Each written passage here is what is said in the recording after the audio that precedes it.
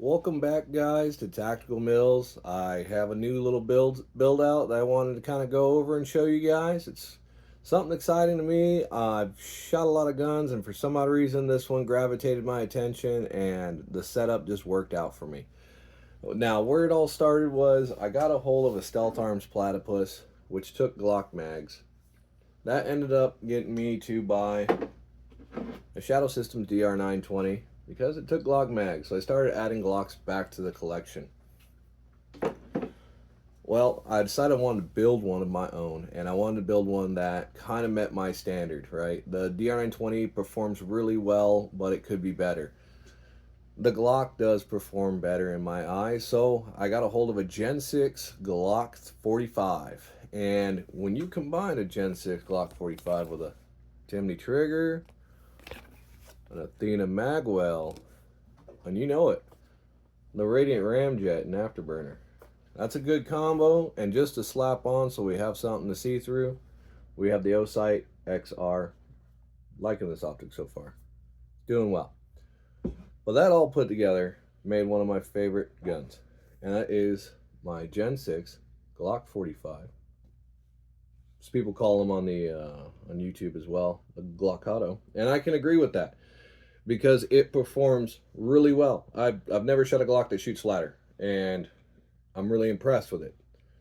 So I went down the rabbit hole, got a Gen 6 45, and we went to town. So we added the osight XR immediately. Love this sight. I think the enclosed emitter is a really nice add to this. I think for the price, it's a really good optic. Fits really nicely. I think the only thing we're going to upgrade here on this side of it is we're going to do the metal plates probably. But it's got 1,500 rounds through it, and we haven't had any issues yet. Now, for the meat and potatoes, one of my favorite parts is that radiant ramjet and afterburner. That was a bit of a pill to swallow for me. I was like, man, that's kind of pricey, but it is a barrel and a compensator, so luckily I got to try one out. My friend had a Glock 45 Gen 5 with a ramjet on it, and I liked how it shot. So I was like, you know what? All right, we'll go ahead and order one once it's available, because they weren't available right away.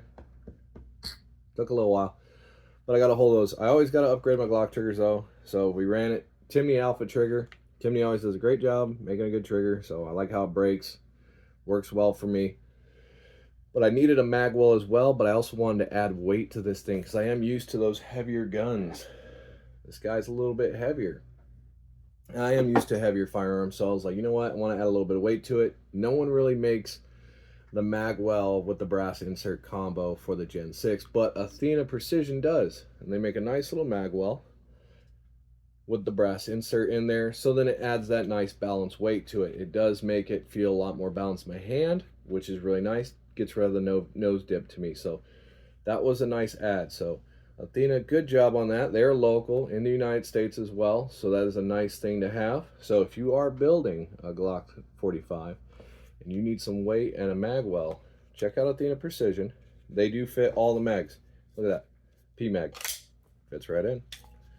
Oh, Glock 19X mag? Sure. Yep, fits right in. You know what? The stock mag. This mag has troubles with aftermarket magwells all the time. Oh, look at that. Fits right in. Might as well, you know what? We got a mag extension on a Mekgar mag. Fits right in. So, really nice. Does work really well. I love how this thing shoots. You've probably seen it in my videos. It shoots flat and fast. I definitely was able to run it a little bit faster than some of my other guns. I do have a video coming out of comparison of me running each and every one of those firearms. Now that is before I upgraded the trigger, so we'll do another comparison video later on. Right now there's desert restrictions, so there's no shooting out in the desert.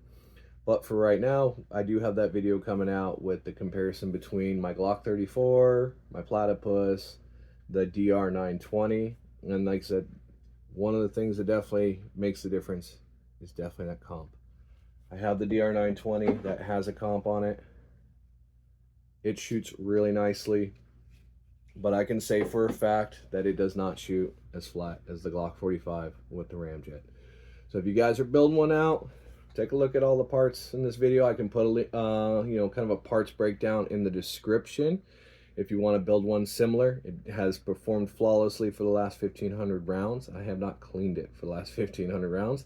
I cleaned it before I did install the ramjet and the trigger, so it did start out fresh with the trigger and the ramjet in there. So keep that in mind. That's 1,500 rounds on the gun being cleaned, on new trigger, new new ramjet. So stay tuned, watch those videos. Tell me what you think. What is your favorite Glock build? You know, we're not talking about serrations or cuts or whatever.